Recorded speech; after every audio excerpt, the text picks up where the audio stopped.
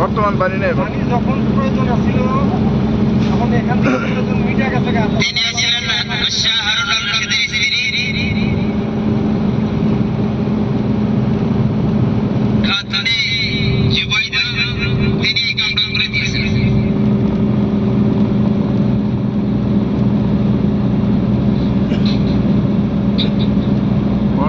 আগে দিলে বাদে না, আগে দিয়ে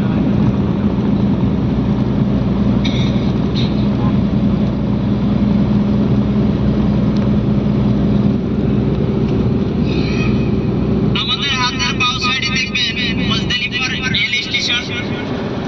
এখান থেকে হাজি সাহেবরা রেল দিয়া আরাফার ময়দানে যান। অনলি হজের মৌসুমে এই রাস্তায় চলাচল করে। এইটা হলো রেল স্টেশন। এইটা এই বাউ সাইডে দেখেন রেল স্টেশন।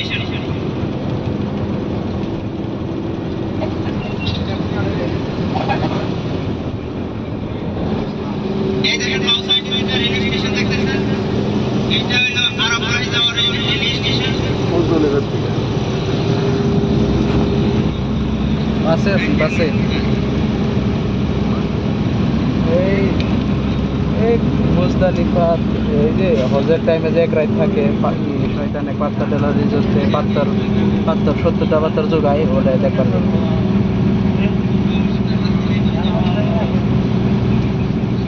তারপরে আদম আলাইহিস সালাম জান্নাত থেকে বাইরে ছিল 350 বছর। আগে ডান সাইডে দেখবেন একটা মসজিদ আছে, মসজিদে মাশআরুল হারাম।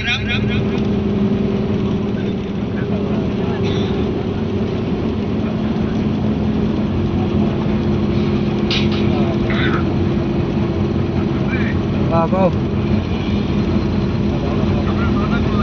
খাওয়া দাওয়া করি নাই, 12টা বাজে নামাজ আজান দিতে নাই।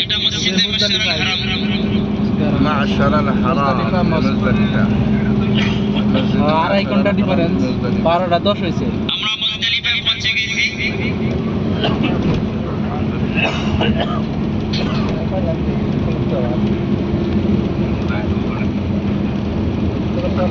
এখান থেকে দেখেন হারাম শরীফের সামনে গোলক টাওয়ার, এটা করে বিল্ডিং। এখান থেকে লক্ষ্য করা যায়। এই যে আমাদের চারপাশে দেখবেন পাথর ফেলানো আছে, ছোট ছোট পাথর কাটা করা। এইখান থেকে যখন হাজি সাহেবরা এখানে মুজদালিফা এক রাত ক্যাম্প করেন খোলা আরাফার ময়দানে, এখানে কোনো দাম থাকে না, কিছু থাকে না, শুধু তিরপল বিছায়া দেওয়া হয়। আর এখানে হাজি সাহেবরা ক্যাম্প করে একটা রাত থাকেন। আর ওই রাত থেকে এখানে পাথর 70টা পাথর উঠে নিয়ে যায়। 7:30 8:30 9টা আঙ্গুরনো 9টা বাজবে রাইতে ইনজন ফেল হয়। এই যে এখানে পাথর সরাই দেওয়া হয়, ছোট ছোট পাথর আছে। এই পাথর গরম তামাম, গরমের ঠেলা বাইরে বাড়া যায় না, রোদের ঠেলা। আর